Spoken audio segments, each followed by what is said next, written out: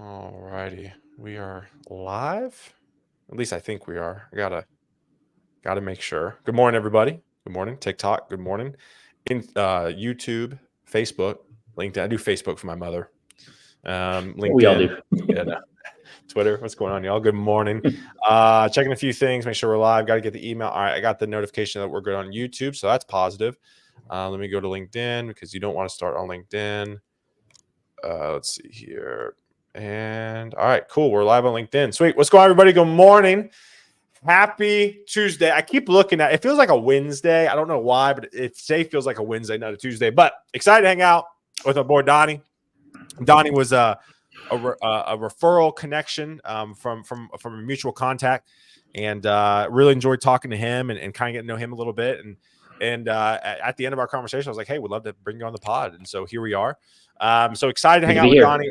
I think we're going to talk about some pretty applicable topics this morning as it relates to the job search. You know, it's fun. Like I say, I never come up with questions behind the scenes. I don't send stock questions, partly because one, I don't have time to prep people. But also, two, I really like to just have organic conversations because the conversations move as the workplace like culture moves, right? So right now, which I'm really excited to talk to Donnie about, I've had a lot of people, if you've tuned in lately, I've had a lot of conversations talking about, hey, fractional work, part-time contracting. What does that look like? Is that the new way of working? And this conversation will be about that too a little bit, but also high-level hiring and some other things. So excited to dive in. First and foremost, say hey, would love to hear from you. The reason why I tell people that is to show up and to be present. And the reason I tell you that is because I found out there are two people now have gotten a job off this live show, not through me directly, if that makes sense. So Nice. like literally that makes me super happy. Honestly, that probably jacks me up more than even if I place you and I get paid for it, right? Like at the end of the day, I really love helping people at scale. And this is why I started the show. I was telling Donnie backstage, like been doing this for 4 years now. The reason why I do this is to give back at scale. So all that being said, say hey, would love to hear from you. Showing up, being present is incredibly important to do. So even I love where people are tuning in from, right? We've had people from all over the world tune in, which is awesome. Second thing, ask questions. Donnie is an engineering leader, right? This is the one time where you can ask a hiring manager on how you should do things and get feedback real time, and Donnie doesn't bill you for it. Right. So ask questions. Finally, third thing before I stop yapping and Donnie can start talking, want to get to my partners this morning. First and foremost, that conference. Listen, I will not be there at that conference, but I keynoted that conference last year. And it was an amazing event. If I would highly recommend going. You can use the code TDESTIN to get a few bucks off your $25 off your ticket. So check that out. Also want to give a shout out to Render ATL for picking up the gold platinum sponsor of the pod for 2 years in a row. They are fantastic. So check them out. I'll be there June 12th through 14th in Atlanta. I think South by Southwest, but in Atlanta. And finally, want to give a quick shout out to the Gun.io team this morning. We just launched a new AI product. You can literally go on our platform, copy and paste your job description into our tool, and it automatically matches you with candidates that are fit based off your job description. Now, if your job description sucks, you're not going to get good candidates. So it's going to keep you accountable to write good job descriptions, but you can literally copy and paste your job description into our platform. It's called Gun AI, and then it immediately spits back candidates that are fit based off your job description. Pretty cool. So all that being said, Donnie, welcome to the show. Let's give the people what they want. Who are you? What do you do? And we'll go from there. First of all, great to be here and great to chat with you. Like you said, we're kind of a connection of a connection. I have found that I have not done the best job at building out my network. I think I'm maybe not dissimilar from a lot of folks that don't spend a lot of time on LinkedIn and building your network when you're actually working and you're deep into a role somewhere. But as soon as you don't have that role, you're like, oh man, my network's not where it needs to be. So it needs to be a constant, evolving year-round thing, and that's something that I have failed at. And I'm sure I'm probably not the only one. You get in somewhere and you feel safe, and you've got your job and you're plugging along, and sometimes it can be hard to spend the time to network. But then when you need that networking, and especially in this environment, this tech job market right now, networking is everything. And if you don't have that in place, it's an uphill battle. Yep, So anyways, absolutely. I'm Donnie. I've been a software engineer for many, many years. My beginning of my career, I was a software engineer. I did some, .NET and Java and C++ and all kinds of stuff, mostly like enterprisey kind of things. And then I moved into project and program management kind of on accident. I was also, managing some folks at the time, kind of team lead and engineering manager. And then I moved into product management for a while. And then I moved back into engineering leadership where I've been for the last, I don't know, 8, 9 years. I've been in this for a little over 20 years, which is hard to believe and hard to admit that to myself or anyone else that it's been that long. I've worked at super small startups and massive global public companies and everything in between. I've been hiring folks for probably a little over 15 years now, so I've been on both sides of the equation, hiring folks and being hired. And I've come up with a lot of do's and don'ts along the way. I So love I'm it. happy to have this conversation with you. I love it. Yeah, we're gonna dive in today. John, it's good to see you. Becky, it's good to see you. Ricardo, Jordan, we got the full house today. Brandon, my guy from Austin, it's good to see you. Ryan, it's good to see you as well. And Devon, it's great to see you as well from Dallas. Got some Texas folks in the household this morning, which makes Oh, that's great to see the real-time comments. Cool. yeah, absolutely, absolutely. So again, if y'all have questions, throw them up there. We'll get to them. But so Donnie, a lot to cover today. But I want to start with kind of the whole fractional contracting kind of side of things because it's very pressing right now. What are your thoughts on a high level? You're doing some fractional stuff right now. Can you, I guess let's first define fractional. What does fractional mean to you? That's a good question. I never thought of it that way. Fractional to me is you are splitting your time between multiple companies. Okay. So I've been doing this for a while now, actually. This is probably my fourth gig of fractional work, and it's usually like an agreed upon, hey, can I have 5 hours of your time a week or 10 hours a week or 20 hours a month or whatever it is, some kind of, Right. predefined thing that we think we're going to need this much of your time. My fractional experience thus far has been kind of more of on a consulting basis where I'm not necessarily pulling a paycheck, but I'm getting equity Okay. in exchange for my time. I'm helping Sure. to build usually like a pre-seed company that is trying to get funding, That's awesome. and I'm Yep. using my experience to kind of help them make some smart decisions up front. If you've been in technology for any period of time, you know that there's a lot of decisions you'd love to have back. I mean, when you've got a very green team, they have the best intentions, but sometimes they paint themselves into a corner and don't realize it. So when you've got someone that's kind of been around the block and built a few companies, you can potentially kind of nip that in the bud way ahead of time. So I'm really enjoying the fractional work. I guess the downside of fractional work right now in exchange for equity is that private equity is very hard to come by right now. Sure. So there are a lot of pre-seed companies that are there are good companies that I'm working with that are just trying to find that get that couple bucks to keep them going, and it is proving to be really, really challenging out there. Yeah, no, I totally agree. I want to ask you this, like, how do you find fractional work, right? Because I think a lot of people are worried about going on their own, are worried about finding work. Like, how does one go about finding fractional work? And Brian, it's good to see you, buddy, former guest of the show as well.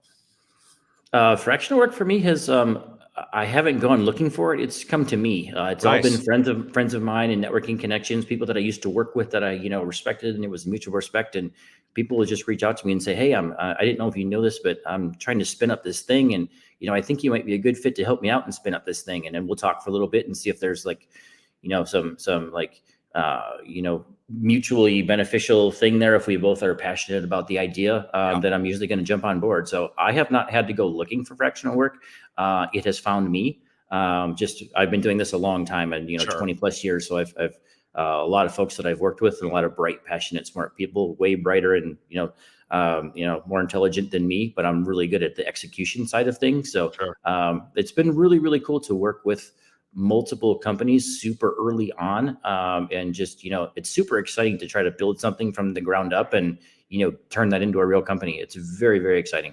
Absolutely. What would be your advice for folks that want to find part-time work, fractional work? Obviously you said you've been around the block, you have a lot of connections. What about people who maybe feel like they don't have a lot of connections? What would be your advice to them to start finding this I type of hear a work? lot of people throwing jobs up on Upwork lately, Oh, and okay. that seems to be I've heard it in the last 2 months. I've heard Upwork mentioned casually by, I don't know, probably 20 different leaders. So that seems to really be gaining traction and people that are looking for some kind of little side hustle. Okay.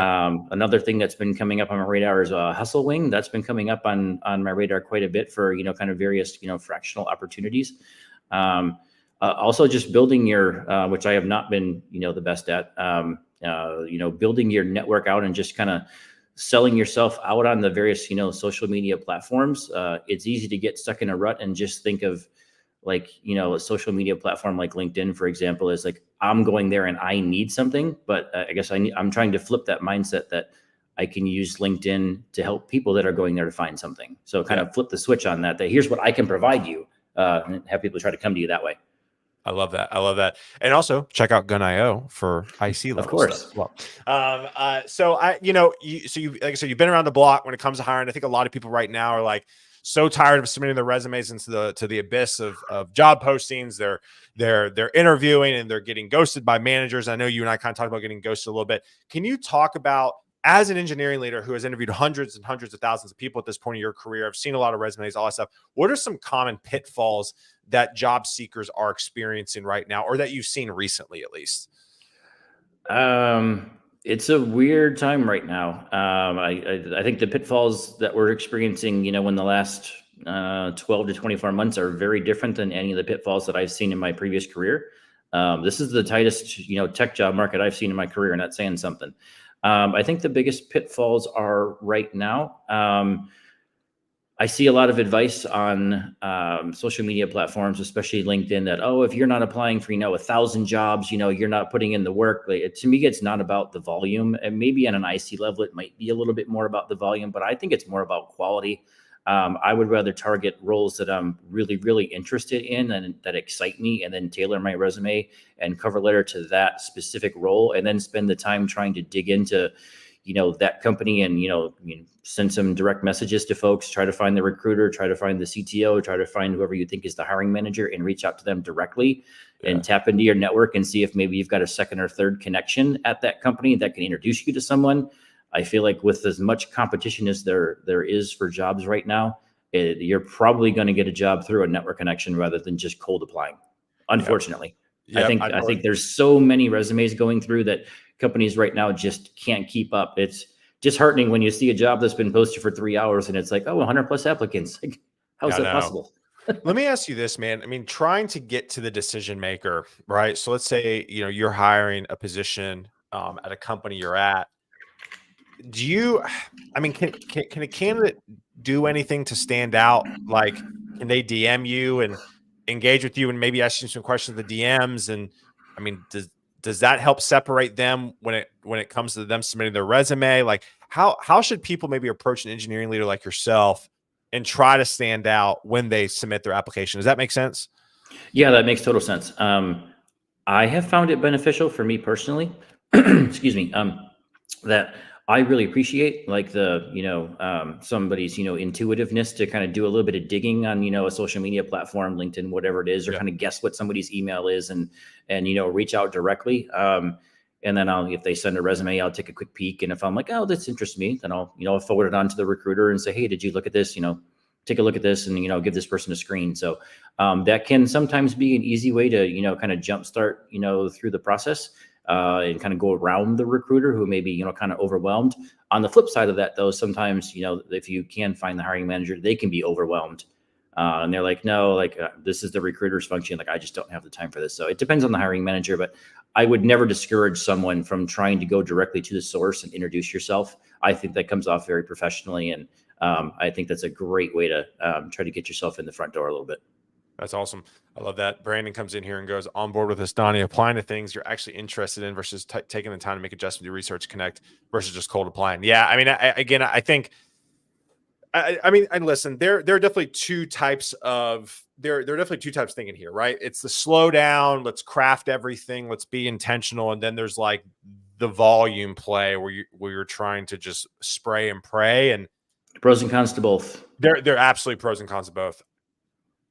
My gut is saying the intentionality right now and reaching out to Donnie. If Donnie was hiring, be like, hey, I saw you on Guidance Counselor 2.0. I love your thought on A, B, and C. Do you got a quick second? I would love to ask you maybe a follow-up question on that, right? Or submitting your resume to Donnie's open role and customizing either your summary portion of your resume or whatnot, I think is incredibly important. Donnie, do you kind of side on volume or do you side on intentionality right now? I am citing on intentionality, but I am also looking for, fairly senior leadership positions, director and above. Sure, So, which I sure, think that's a different audience than somebody that's, a React developer looking for their, second or third job or something. I think that's probably a bit of a different experience, but sure. I fully believe in, trying to tailor your approach for a situation that you think you're a really good fit for and that you're interested in.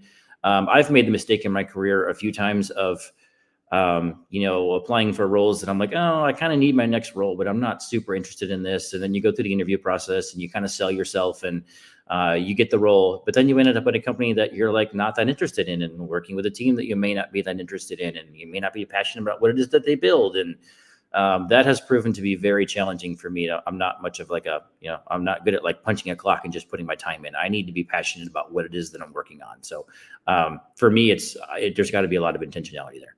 Yeah, absolutely, absolutely. So talk about we kind of talked about some topics backstage a little bit. You kind of mentioned about there's a lot of chitter chatter on the old LinkedIn's right now, right? About green banners and a lot of unhealthy stuff. Can you talk about that high level with what you're seeing? Yeah, it was a little bit discouraging at first, and finally, I'm like, you know what? There's so many opinions out here. Put your banner on. Don't put your banner on. Do this. Apply for 10 million jobs. Don't apply for 10 million jobs. And then there's all these.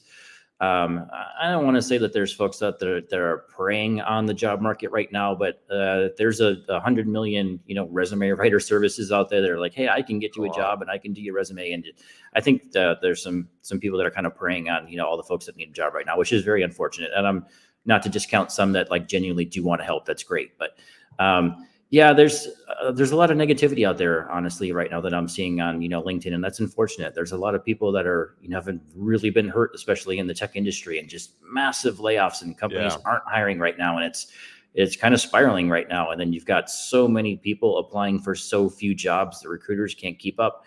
It's really, really challenging out there right now. So whenever I see a positive post, from someone, it kind of is like, okay, I'm not alone. There's a lot of us that are in the same boat, and we're just trying to find, work out there. Just because somebody was, let go at a big tech company or a small tech company, whatever it is, doesn't mean you're not great at what you do. And I think it's easy to lose sight of that. There's a lot of great talent out there looking for, the right opportunity. Talk about what is that? How does that come across? And actually, I have to get to Jordan's questions real quick. If you're going to cold apply, do so to local on-site jobs where there are smaller pools of applicants. Still got to reach out directly either way to stand out. Yeah, I mean, I tweeted 100%. this and it got some heat. I didn't say everybody should go on site and work. I said to stand out, submit your resume to on-site work. What are your thoughts on this? And then we'll get to my next question around the kind of the unhealthy banter on LinkedIn. But can you talk about kind of this thought process of submitting to on-site work to kind of stand out right now? Yeah, I think local talent does have a big advantage. If you're like, I live in Austin, so there are a fair amount of roles open in Austin, leadership roles. That is, I feel like there's probably a significant advantage to hiring, local right now as opposed to remote. Big advantage. So remote work is great. I love remote work. I think a lot of people do. But when you're applying for a remote role, you're against a much, much larger talent pool. If you're applying for, a senior manager role of engineering, and it's a remote role, could be 1,000 applicants for that. Whereas in Austin, if I'm applying for that role and I'm being compared against only Austin candidates, maybe there's 100. So like your chances are much, much different. And I think they can be, the hiring managers are probably going to be a little less scrutinous and a little less picky and choosy if they can get a local talent, that can come into an office, whether it's hybrid or full-time or whatever it is. But I feel like for those that do have the willingness to go on site, I think that is going to set you up and set you up for success. Whereas if you're determined to be 100% remote, and I get that because I would love to be that too, I think you're painting yourself into a corner with so many companies wanting to go, back into an office. So I think the more options you give yourself and the more options that an employer sees that they can have with you, the better off you're going to be. I feel like you got to be flexible. I feel like the key word right now, and for the next little bit, I mean, I was out here saying we'd be through this mess at the end of Q1 of this year. Same. We may be looking at next Q1 of 2025 at this point. So Pains me to say that, but I think that could be reality. Yeah, I think so too. I mean, I don't think this is going anywhere, unfortunately, until at least the end of the year, beginning of next year. And I just feel like the name of the game is flexibility, right? Very Like much like so. like like, like I see developers out here going, well, I'm not getting a job, and then they're out here talking about how they're dead set on a certain salary, right? Or they're dead set on a certain role. And it's like right now, man, I just feel like you got to be flexible. Are you seeing that as well? Absolutely. And I feel like I've myself have had to kind of, check my ego a little bit. Like, Same. hey, I was looking for, SVP roles, or maybe, a CTO role at, kind of a certain salary and, kind of benefits package. And it's been very humbling, this job market. And now I'm like, I've actually applied for some, senior manager roles at larger companies, and I'm Yeah. not, downplaying those roles, but at all. It's to me, it's really about the people. I want to work for a company that values, their people, and I want to work with bright, passionate people and build cool stuff.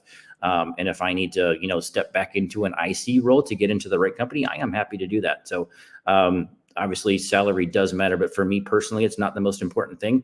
And I feel like for those that are tied to a certain dollar amount right now, you're probably not setting yourself up for success, because companies know they're in the driver's seat, Yeah. and salary is a big driver of that.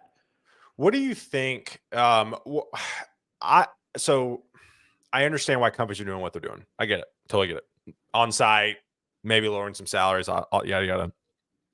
Do you feel like companies? What are your thoughts on this? I do feel like companies got to be careful though, because I feel like if companies are too stringent, and once the market opens, maybe next year, who knows? I feel like there's going to be a mass reshuffling again. 100%. Okay, all right. That's I just exactly want to what I make was sure I'm going to not say too far next. off. I was exactly going to bring that up next. Okay. Once the market does correct itself, who knows when that is? Hopefully, for all of us, it's soon. Whether it's 6 months, a year and a half, whatever it is. Those folks that maybe stepped into roles, their companies that they're not happy with, their compensation package. Once the market turns around and hiring picks back up, say 2-3 years after that, I do feel that there's going to be kind of a massive exodus where we're going to get into a bidding war for talent, like it was probably in I don't know, 2018, where people were jumping all over the place for kind of ludicrous salaries. And I don't blame people for doing that one bit. Sure. But I this is all cyclical, and it's going to come back around to that. It's just a matter of when. And if companies really lowball folks and play hardball and end up bringing a whole crew of folks that aren't necessarily happy, and they're just there because they need a paycheck, those people are going to want to leave the first chance they get. Absolutely. Going back to kind of this unhealthy banner you're seeing on LinkedIn, do you as a manager, do you check out people's LinkedIns before you hire? If somebody's out here spewing a bunch of negativity on LinkedIn, does that affect your conversation with them in the interview process, or do you just kind of let people be people, and if they're good in the interview process, they're good? I hate to say it, but it depends. I do Okay. pay attention to LinkedIn. I don't put a ton of stock into Okay. like what people post, but there have been some times where I'm like, wow, there's just like a lot of negative energy coming from this person, and we Yeah. sensed a little bit of it in the interview process. And then in digging to some of these posts, it's like, is that really the personality we want to bring into our culture? Is this just a kind of a negative, pessimistic person? And is that really what we want in our culture? That's only happened a few times for me, but Okay. by and large, it kind of whatever happens on LinkedIn stays on LinkedIn. But there are some exceptions where I'm like, wow, that was some really negative energy towards like a previous employer or a previous coworker, and is that really something that I want to bring into my new culture? Yeah, absolutely. Absolutely. Definitely be aware of that. I want to talk about a little bit too, as we're kind of in the last like 10 minutes of the show. And again, time flies when we're having fun with friends, like I always Yeah, I say. feel like I could do this for another hour and a half. I know, dude. I know. Seriously. I've had a few people go, why don't you go longer? I'm like, well, we'll get there eventually.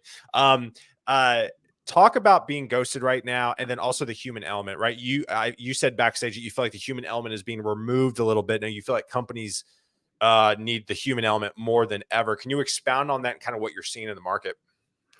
Yeah, I feel like if you apply for a role and you get a canned rejection, that's fine. But when you're referred for a role and you get a canned rejection or Yes. nothing at all, Yes. I mean, especially when I'm the one referring, that's making me look bad. That's making the company look bad. Like I would not stand for that if I referred somebody to my company and nobody reached out, or they just got a canned response, nothing. Like that makes people not want to put themselves out there to refer folks. And I feel like referrals are worth their weight in gold. That's somebody has vouched for, that they want you to work there. So that's one big no-no for me. But once upon a time, and I'm guess I'm going to date myself, but earlier in my career, it was kind of an unwritten rule that like, if you bring somebody on site for an in-person interview, the recruiter or the hiring manager, even if it's a rejection, follows up with a phone call, like a personal Yes. touch that like, hey, we brought you on site. Sorry that the team loved you, but there's another candidate we felt was better, whatever. It was just a much more human element to it, much more personal element. And I was on site for an interview recently for like 4.5 hours, met with multiple people, and I didn't even get an email back, like just nothing. And that's, to me, it's just completely unacceptable. And that sets a tone that like, is that really a company that you wanted to work for anyways? Yeah, I mean, for me, it's one of these things where like, and I take this into, I'm really hard on hiring managers, and really it's HR. Let's be honest, it's HR. But like HR this is a hot take, but HR is ruining your company's brand when it comes to feedback around interviews. And I take this personally because as a Same. traditional agency recruiter for years, I had to reject a ton of people in my career. I've rejected way more people than I've got them jobs, right? It's just the nature of the beast. Mm-hmm. And I always try to get back with folks every time and at least say, hey, I don't have much feedback, but you rejected. My thoughts are is because probably A, B, and C, right? And what that's allowed me to do is build rapport. And that's why I still have these candidates that are still friends with me, because I've respected them enough to give them feedback. And it's like, feedback from a company side is such it's negative. Rejection feedback is such a way for retention moving forward, because I've had so many developers I've talked to that they go, if I just got a personalized rejection from the company, I'd be more willing to even send my friends there. Yeah, And 100%. it's like we're not even doing that. And I know the biggest pushback I get is HR doesn't allow us and yada yada. But I'm like, having a phone call, first off, just don't have it in writing. Just don't have it in writing. Just have a phone call, talk to people, say, hey, you're rejected. And then in my position, you get into the HR violation world when you start talking about culture and personality. Keep it hard skills focused. Hey, listen, we really wanted specific feedback, or we wanted specific skills on Lambda, AWS, Lambdas, whatever. I don't know. You just didn't have enough experience. We were looking for a little bit more. That to me is a black and white statement. Yes. And it's not hard to give that feedback. And unfortunately, and I'm really glad you brought that up. That's been something that's been really bothering me lately, is the lack of feedback. And some companies just take a hard line that we're not going to give any feedback. It's just a yes or a no. And that's so demoralizing that just to not get any feedback at all, of like, well, maybe they think I don't have a certain skill set when I actually do. We just didn't cover it, or it's not in my resume and we didn't get a chance to talk about it. Like, I know. so I know. that's the most frustrating part. But I feel like the interview process for all of us would be so much better if there was some level of feedback, because it could be something that you could easily fix or tweak in the way you're approaching, your job search, that like, oh, I didn't realize I was doing that, or I didn't realize I was representing myself this way when that's not the case. So I Yeah. feel like for hiring managers and people that are, out there searching, I think the whole process would be better if there was some feedback. There has to be feedback. Like Absolutely. once you're in a company, imagine if, every year there was no performance review. Oh, sorry, we can't give you any feedback, but we expect you to be better. But we're not going to tell you how we expect you to be better. It doesn't work. Exactly. Got a question on TikTok from Khalid. Hey, I graduated in August in computer science. I have 2 internships. How should I get ready for the job search? Well, if you got 2 internships, you're doing much better than most folks coming out of college. But I think networking, when it comes to like people who've graduated your university, find them on LinkedIn and network with them and see how they got their first jobs. Thoughts on that, Donnie? So I actually did 2 internships when I was in college, and I can tell you that set me apart from the rest of the talent pool Yeah. unbelievably. I was open to so many more interviews as a result of that, and I can say that I learned a ton in my internships. It was just basic professional things like, email etiquette, and like, Yeah. just walking around the office and interacting in meetings, and just basic things that you kind of really don't think about. Like my actual coding skills were not too bad, actually. Like I was pretty solid on that, but interacting with, senior engineers, which you don't do in college, like, so I learned a lot in my internships, but that really does set you apart. One huge piece of advice that I would give someone coming out of college looking for that first role, and I wish I could give myself this advice when I came out of college, and not take the highest offer. Take the opportunity where you feel like you have the biggest opportunity to learn. And that's hard to tell, but it'll pay off in tenfold later down the road if you take an opportunity where you think you're going to be working with some people that are really going to help coach you up, and you're going to learn the proper skills as opposed to just taking the highest paycheck. Yep, I love that. I love that, Kelly. Thank you for that question. I appreciate it. Best of luck on your job search. But yeah, leverage your community. Like I went to University of South Carolina. If you went to Texas, like go on LinkedIn, search your alumni and just start messaging them. Because I will tell you this, if somebody messages me from the University of South Carolina, I will always message them back. Like that's just like a given, right? So really like leverage your college network from that perspective. Especially if you are still living in the town where you went to school, there's going to be a huge alumni network that you can tap into. Like here in Austin, UT is obviously a massive school. And there's a huge alumni network, and folks are going to help their own. Yeah, and even if you don't live in that city, like Nashville's got a huge South Carolina kind of get together, right? So like even if you're not in the city where you went to college, seek out and see if your alumni, if it's in a big city, seek out and see if your alumni has a group to go hang out with. That's a huge hack. And I would, another thing I would. Go ahead. One last point, and I've seen this work pretty effectively at super small startups. If you can find really small companies that you're interested in as someone coming out of college, don't be afraid to reach out to the founder directly. Yes. And just put yourself out there. You'd be amazed at how many founders appreciate that and see an eagerness from someone. Like, hey, this person may be green, but I see a passion and an eagerness here. That goes a long way. Yeah. And again, like I didn't know much. And the reason why I do this live show is just to, again, educate, because I'd never had something like this. Like I would absolutely, coming out of school, hit up smaller companies, like go on Product Hunt, go on TechCrunch, and definitely, take advantage of smaller companies for sure. All right, Donnie, before I have a lightning round. So 4 questions, lightning round. Before we get there, bring it. Any last things that we didn't cover, pieces of advice, tips and tricks, anything? So you opened the conversation talking about, job descriptions, and I have found that to be a real issue right now. I think big issue. Job descriptions are way too vague. So you apply for a role and you're like, well, I meet all of these things. And then it's like, oh no, sorry, you don't have blah, blah, blah, or blah, blah, blah. Or like, well, you didn't have that in the job description. It can be too specific for sure, but just putting something vague out there, of course, you're going to get this wide pool of candidates. You got to narrow it down. I mean, you don't want to be searching for a unicorn, but if there's something that's a must-have, then it needs to be in that job description. Again, I hate to beat up on HR. Typically, HR is the one writing job descriptions, not the engineering manager. I think engineering managers need to take a few minutes and write a job description, because it's going to be. I always write my own job descriptions. Good. The HR is going to put in there kind of like legalese in the top and bottom in terms of the company and some stuff around it. But when it comes to the job description itself, I write all of those and I pass it around to my fellow peers. And that's my role. That's my team's role. And I want to put our best foot out there. I don't want some, generic speak that, some recruiter got from another company's website. I want something that represents what we actually want. 100%. I love it. All right, man. Lightning round real quick. First off, if you couldn't do a job in tech and money was the same, so like tomorrow you woke up and said you can't touch the tech industry at all, but you can get paid the exact same or better, money's not the issue, what would you do outside of tech for your job? I think I'd be a travel tour guide. That sounds like a lot of fun. I'm not gonna lie, we had a great travel tour guide. My wife and I went to Paris at the Louvre, and it was great. It was a lot of fun. He was really fun. I have a passion for travel, and if I could do something to make tech money in travel, I would already be doing it. Yeah, exactly. Do you have a favorite place you've traveled lately?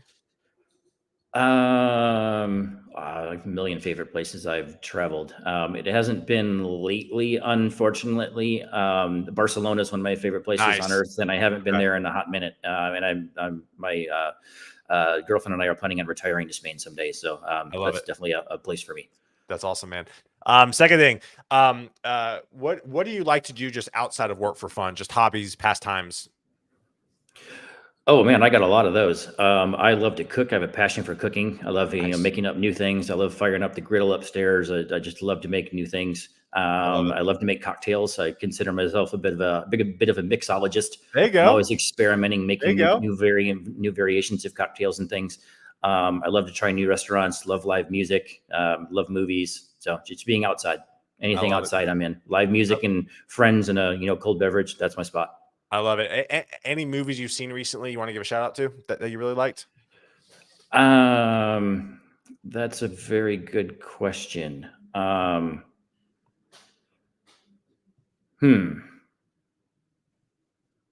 I won't say a movie, Okay. but I did just watch the show called Sugar.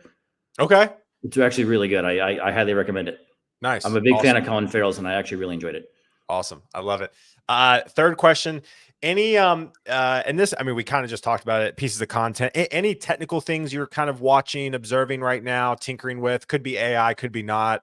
Just kind of curious, anything you're kind of keeping an eye on in the tech world from a very high level side of things. Yeah, so I've run several, AI slash machine learning slash data science teams that is all kind of, I don't want to say it's interchangeable. It's technically not, but a lot of people use those terms I would say generically they're now. in But the umbrella for yeah, sure. yeah. So there's obviously there's a lot of hot topic stuff there. I think it's become too buzzwordy, and companies are without really knowing what they're talking about, honestly, trying to double down in some technology that they don't really know anything about and how it can help them. There's obviously a huge opportunity for, AI and things like that. But it's not some magic silver bullet that's suddenly going to take away, tens of thousands of jobs overnight and like Right. replace people. So like people still need to tell AI what to do and how to build the models and things like that. So that's obviously a super hot, tech thing right now is AI this, AI that, and that's great, and I'm excited for what the future brings there. But it still boils down to fundamentally solid people that know how to have coding skills and know how to build things and have kind of been around the block releasing things and working with people. It still boils down to people, no matter how you want to put it. Yep, absolutely. Last question as we wrap up here again. Thank you all again for commenting. The chat was great this morning. What would be so we had the show's called Guidance Counselor 2.0 because we had guidance counselors in middle school, high school, and college, but now as adults, we don't really necessarily have a guidance counselor to turn to and ask for like career advice questions. What would be your best piece of career advice to young Donnie? Like if you can go back in time and say, hey, Donnie, do this for your career and you'll be okay. What would you tell him?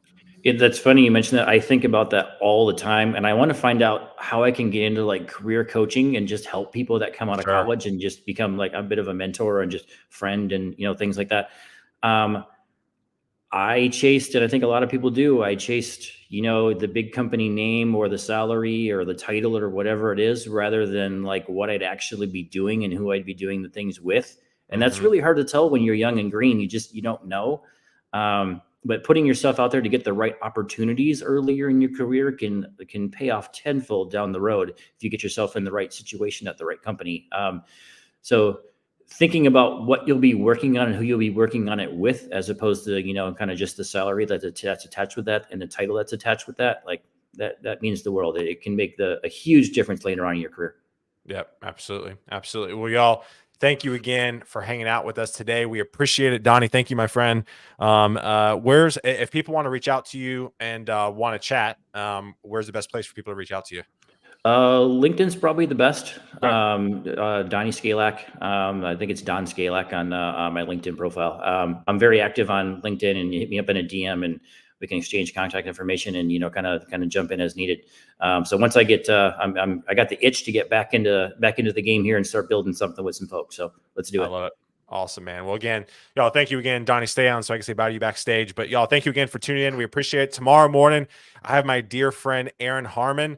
Aaron just recently got laid off at Tesla. He was a recruiter at Tesla, and he's already found a job after like Wow. 3 weeks of job searching. And his job was not posted. He kind of created it. And I also kind of created my role at Gun as well. So we're going to talk about kind of creating these roles out of thin air that don't actually exist at a company. So tomorrow's going to be a great conversation. So we'll see y'all tomorrow morning, 9:30 a.m. Central. Donnie, thank you, my friend. I appreciate you. And we'll see y'all tomorrow. Thanks Take for it having easy. me on. Peace.